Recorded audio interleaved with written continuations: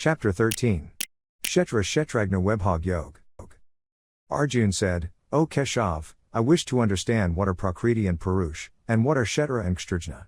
I also wish to know what is true knowledge, and what is the goal of this knowledge. The Supreme Divine Lord said, O Arjun, this body is termed as Kshetra, the field of activities, and the one who knows this body is called Kshtrajna, the knower of the field, by the sages who discern the truth about both. O scion of Bharat, I am also the knower of all the individual fields of activity. The understanding of the body as the field of activities, and the soul and God as the knowers of the field, this I hold to be true knowledge. Listen and I will explain to you what that field is and what its nature is. I will also explain how change takes place within it, from what it was created, who the knower of the field of activities is, and what his powers are. Great sages have sung the truth about the field and the knower of the field in manifold ways.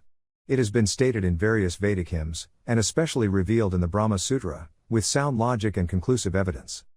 The field of activities is composed of the 5 great elements, the ego, the intellect, the unmanifest primordial matter, the 11 senses, 5 knowledge senses, 5 working senses, and mind, and the 5 objects of the senses. Desire and aversion, happiness and misery, the body, consciousness, and the will, all these comprise the field and its modifications.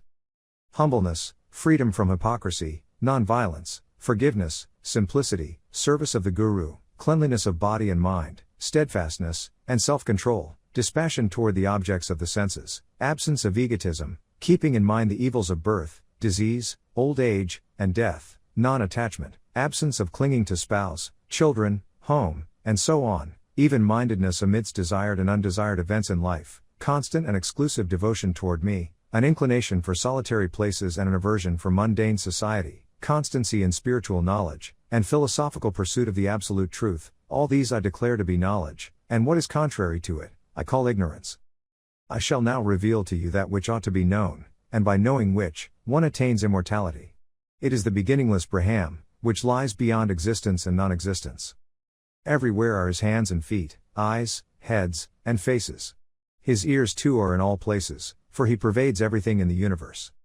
Though he perceives all sense objects, yet he is devoid of the senses. He is unattached to everything, and yet he is the sustainer of all. Although he is without attributes, yet he is the enjoyer of the 3 modes of material nature.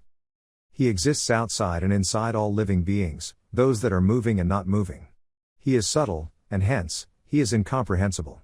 He is very far, but he is also very near. He is indivisible, yet he appears to be divided amongst living beings. Know the Supreme Entity to be the sustainer, annihilator, and creator of all beings. He is the source of light in all luminaries, and is entirely beyond the darkness of ignorance. He is knowledge, the object of knowledge, and the goal of knowledge. He dwells within the hearts of all living beings. I have thus revealed to you the nature of the field, the meaning of knowledge, and the object of knowledge.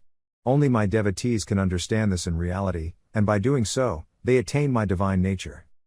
Know that Prakriti, material nature, and Purush, the individual souls, are both beginningless. Also know that all transformations of the body and the 3 modes of nature are produced by material energy. In the matter of creation, the material energy is responsible for cause and effect. In the matter of experiencing happiness and distress, the individual soul is declared responsible. When the Purush, individual soul, seated in Prakriti, the material energy, desires to enjoy the 3 gunas, attachment to them becomes the cause of its birth in superior and inferior wombs. Within the body also resides the Supreme Lord. He is said to be the witness, the permitter, the supporter, transcendental enjoyer, the ultimate controller, and the Paramatma, Supreme Soul. Those who understand the truth about Supreme Soul, the individual soul, material nature, and the interaction of the 3 modes of nature will not take birth here again. They will be liberated regardless of their present condition. Some try to perceive the Supreme Soul within their hearts through meditation, and others try to do so through the cultivation of knowledge, while still others strive to attain that realization by the path of action. There are still others who are unaware of these spiritual paths, but they hear from others and begin worshipping the Supreme Lord. By such devotion to hearing from saints, they too can gradually cross over the ocean of birth and death. O best of the Puratas, whatever moving or unmoving being you see in existence, know it to be a combination of the field of activities and the knower of the field. They alone truly see, who perceive the Paramatma, Supreme Soul, accompanying the soul in all beings, and who understand both to be imperishable in this perishable body. Those, who see God as the Supreme Soul equally present everywhere and in all living beings, do not degrade themselves by their mind. Thereby, they reach the supreme destination. They alone truly see who understand that all actions, of the body, are performed by material nature, while the embodied soul actually does nothing.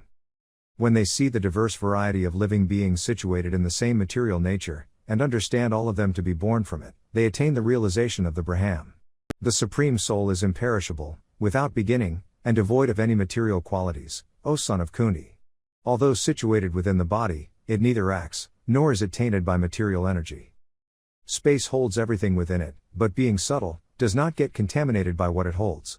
Similarly, though its consciousness pervades the body, the soul is not affected by the attributes of the body. Just as one sun illumines the entire solar system, so does the individual soul illumine the entire body, with consciousness. Those who perceive with the eyes of knowledge the difference between the body and the knower of the body, and the process of release from material nature, attain the supreme destination.